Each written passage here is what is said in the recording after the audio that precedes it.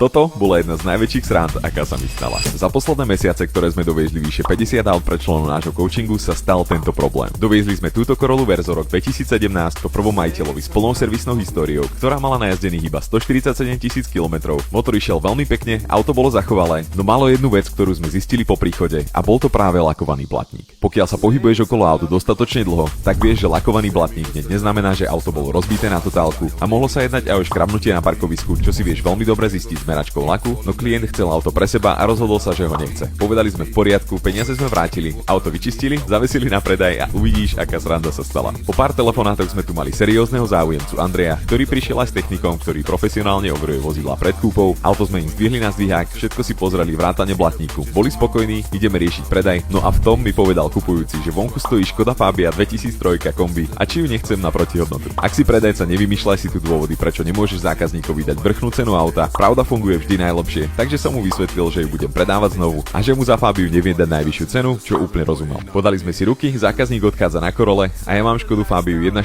za 500 eur s pôvodným lakom a plnou serviskou. Veril som, že po rokoch obchodovania s autami sa k takémuto autu už nevrátim, no je to veľmi pekná pripomienka toho, odkiaľ som prišiel a na akých autách som začal podnikať. No nie je to úplne ružové. Fabka má za sebou aj nejaké veci a potrebuje lásku, čiže sa aj v ďalších videách pomenujeme, dáme ju do poriadku a predáme ju s profitom, kde si ukážeme aj reálne čísla. Čiže pokiaľ sa chceš začať živiť predajom aut férovo a chceš sa naučiť, ako svojim klientom dávať kvalitné služby, nezabudni hodiť follow a vidíme sa v ďalšom videu.